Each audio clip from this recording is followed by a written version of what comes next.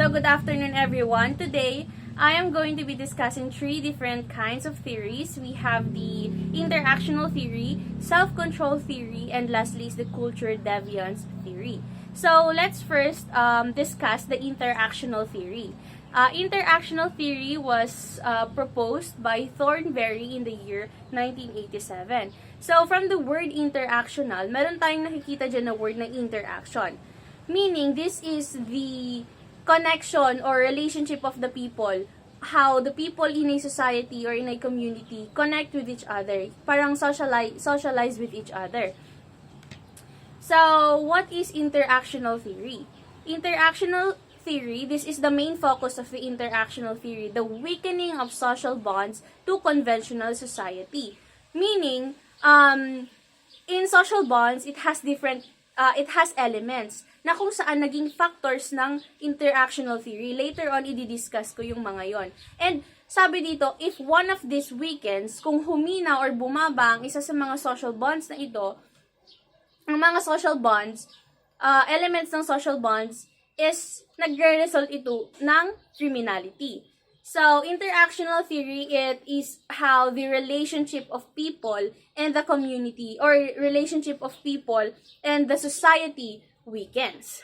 So, it was first proposed or suggested by Thornberry himself in the year 1987. Sabi niya dito, it is the process of delinquency could be explained by the reciprocal relations between social control variables and social learning variables over developmental stage. Ibig sabihin, malaki ang ginagampanang role ng kapaligiran or ng environment or ng society during our life course.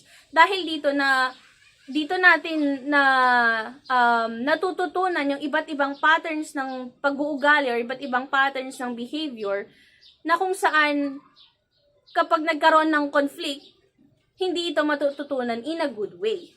That is yung sinasabi ni Thornberry. Tapos, ito na yung sinasabi ko kanina, the social bonds. So, what are these so-called social bonds? Be specific, general muna tayo. It is the connection or attachment between an individual and a society. A society is composed of people. You cannot say a society is a society kung walang tao doon, of course. Meaning, ito yung how, yun nga, sinasabi ko kanina, how the individual, how a person interact or connect or attach with the people in a society. That is social bonds. So, dito sa baba, sabi niya, the important elements of social bond theory, connected na dito yung social bond theory.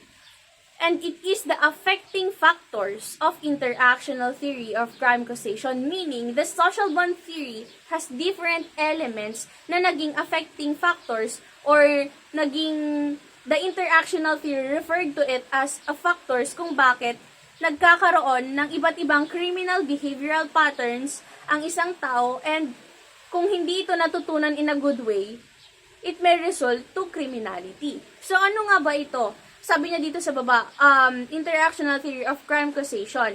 Kaya, kapag yung mga elements na to, na naging factors ng interactional theory is hindi natutunan in a good way, yun nga, crime causation. So, ano nga ba? These are the four elements of social bonds. We have belief, involvement, attachment, and commitment. Number one is belief in conventional values. These are the things that we normally do in society or in our community. For example, is belief in conventional values. Yung when our national anthem is nagpapatugtog, we tend to stop and sing. Kapag nasa simbahan tayo, during mass, we turn off or silencing off our phone. That is a belief. Next is involvement naman. Involvement in conventional activities. These are the things or the activities that we normally do in society. For example, pagkakaroon ng trabaho, pagpasok sa eskwelahan, ganon. And next is attachment to parents and peers. Ito yung connection or ugnayan or relationship natin with our parents and other people. Lastly is commitment. For example, commitment sa trabaho, commitment sa pag-aaral, and many more. Now, how can we relate this to criminality? Bakit pag isa dito sa mga factors ng interactional theory na to ay bumaba or it weakens or humina nga, nagkakaroon ng criminality. So, number 1 is attachment. What if ang attachment ang bumaba? Attachment, for example, sa family. A family wherein meron silang hindi magandang relationship with each other. Wala silang magandang ugnayan, sabihin na lang natin. Na kung saan, syempre, dahil nga sa kawalan ng ugnayan, this might cause many problems. Especially, syempre, yung sa anak nila, maaapektuhan yung anak. Na nagkukos ito para magrebelde yung anak at nagkukos din sa mag-asawa na yun para maghiwalay sila. So, in these kind of situations, they might look for some alternatives na paraan para makaligtas sa kanilang problema. For example, doon sa anak nila or sa child, syempre, magre-rebelde ito. Tapos, pwede siyang mapasali sa mga gangs, pwede ring ma-involve sa drugs, and etc. Or, in short, criminality, ma-engage into crime. Sa parents naman, pwede silang maghiwalay and pwede silang makipagkabit sa ibang tao. Ganon yan. So, what if belief naman yung bumaba? If belief ang mababa, it may cause stereotypes. Nagiging stereotypes ang mga tao pag ito yung bumaba. Pag stereotypes kasi, it is like unfair or nagiging unfair yung mga tao. For example, yung pagkakaroon mo ng tattoo, they might label you, they might use that as a baseline para sabihin na criminal ka or hindi ka mabuting tao. Yung hindi mo pagtapos sa, kunyari, nag-stop ka sa pag-aaral, pwede nilang gamitin yun to judge you. Sabihin nila na salot ka sa lipunan, ganyan. And parang magkakaroon to ng psychological effect. Parang parang connected din ito into labeling theory that the people labeled someone, the people act based on the influence by the term or yung tagging na ginagawa ng mga ibang tao sa taong yon. And this might cause, of course, crime. What if involvement naman naman yung bumaba? If involvement ang bumaba, ang isang tao ay yung self-discipline ng isang tao is bababa din. Kung mababa yung self-discipline ng isang tao, of course, malilihis siya sa salandas, and this might be a way for the person to do crime. And what if ang commitment naman yung bumaba? Pag yung pagiging committed ng isang tao sa isang bagay ay bumaba, this might also cause a way na malilihis din sa landas yung taong yon, and this might be a way din para ma-engage siya into criminality. That's why, sabi dito sa baba, the fundamental or primary cause of delinquent behavior is the weakening of bonds to conventional society. Kapag ang bonds ay bumaba, these factors ay isa sa mga factors na ito ay bumaba, then it might result to criminality. Yun yung pino-point out ng interactional theory. So, next theory na tayo, we have the self-control theory by Travis Hirschi and Michael Gottfredson in the year 1990. So, as you can see, meron dun self-control na word. Self-control meaning it is our ability or our capacity to control our feelings, emotions, impulses, and behaviors. Parang, for example, staying off of social media dahil may exam.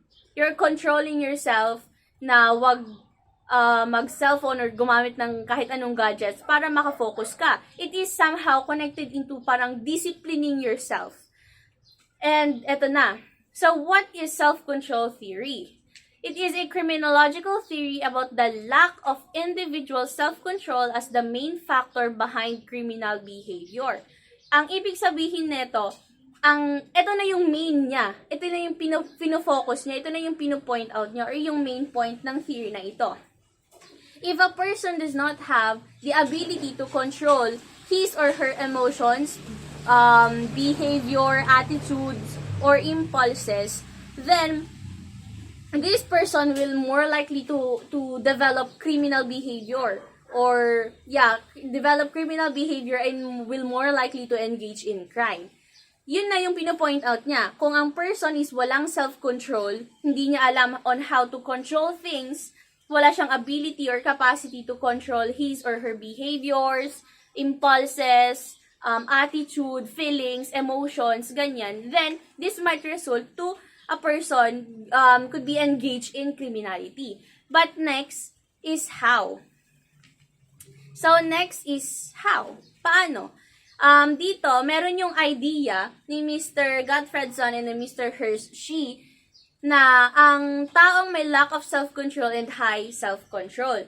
Ang sabi nila dito na ang taong may lack of self-control or walang self-control, they are more likely to commit crime and unsuccessful in social setting. Pag high control naman, high self-control ang isang tao, they are less likely to engage in crime, they are less likely to be risk-taking and a delinquency, and they are more successful. Later on, i-discuss ko kung anong ibig sabihin nito.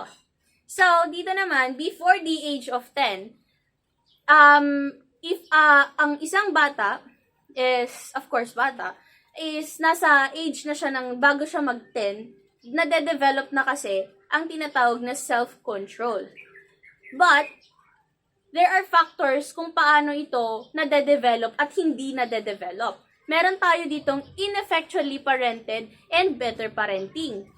Pag ineffectually parented, it is wherein parents hindi nag-guide ng maayos, hindi na monitor ng maayos yung children. If may bad behavior man yung children, hindi nila ito natatama, and this might cause the child to develop, na hindi makapag-develop ng self-control. Kaya, dito naman sa better parenting, these are opposite. These are the parents na nag-guide ng maayos, na monitor ng maayos yung bata. If may bad behavior man yung bata, na itatama nila. Or, meron silang tama yung pagpapalaki nila sa anak nila. And dahil doon, nade-develop yung self-control ng bata. Nagkakaroon siya ng self-control. So, next, ito yung idea ni Mr. Gottfredson and ni Mr. Hershey, na ang individuals daw na walang self-control, they should be risk-taking. Kapag sinabi kasi nating risk-taking, it is a person who is willing to do anything, even if it is dangerous, basta makuha lang niya yung goal niya. That is risk-taking. Adventurous, short-sighted, non-verbal, hindi nagsasalita, ganyan, impulsive, padalos-dalos, and insensitive to others. Pero sabi nila dito sa baba, they both argue that yung lack of self-control, hindi lang daw yun yung nagkakos ng crime. But that lack of self-control also causes another analogous behavior. Kapag sinabi nating analogous behavior, these are a criminal behavior din, connected din dito, na kung saan this would lead into criminal actions. That's why, di ba, sabi nila, hindi nga lang ang lack of self-control ang nagkakos ng crime, but ang lack of self-control na yun is it also causes another analogous behavior.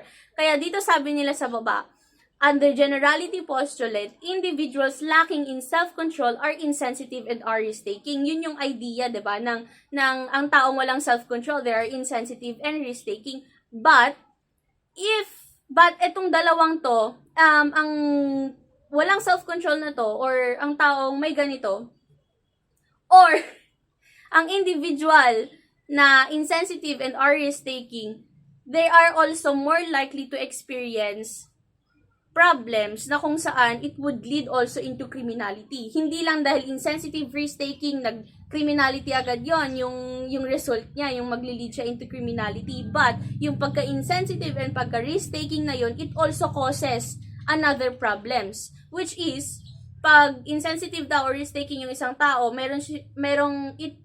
they are more likely to experience social relationships. For example, wala silang kaibigan. For example na din sa marriage, walang gustong magkagusto sa kanila, hindi sila makakapaghanap ng asawa, and wala rin silang magiging anak. Next is, under origin postulate naman, the cause of low self-control is found in parenting. Ito na yung sinasabi ko kanina na dapat kasi ang mga magulang, they must monitor their child and recognize their bad behavior. Kasi if hindi nila na-recognize yung bad behavior or hindi nila tinama yung behavior na yon sa kanilang anak, then the child will develop hindi siya makakapag-develop ng self-control and will engage or will more likely to develop ng criminal behavior. And stability postulate naman is self-control should be relatively stable across the life course, I mean. Kasi dito, sabi niya, as stability, dapat daw ang self-control, it must be stable across the life course. Kasi, kapag yung development ng self-control natin is nasa between ages 8 to 10. Kapag hindi ito na-develop between that two age na 8 to 10 na yan, hindi na talaga ito madedevelop.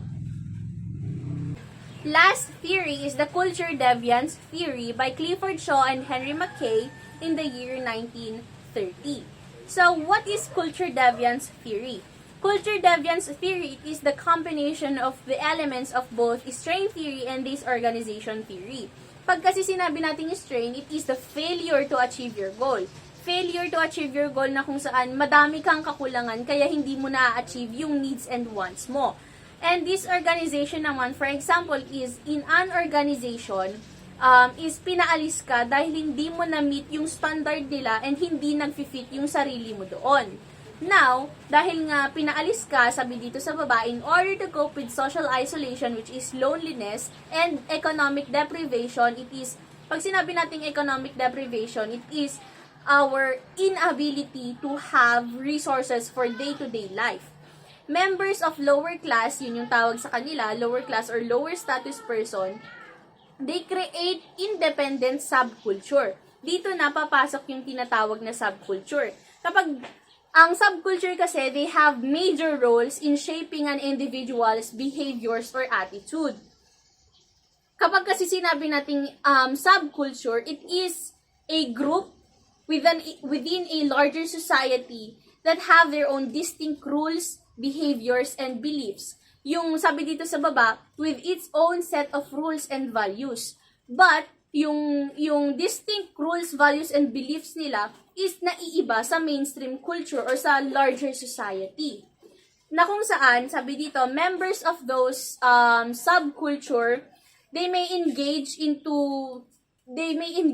a behavior that is considered ng larger society as deviant or criminal. But for them, it is still accepted kasi for them, it is normal.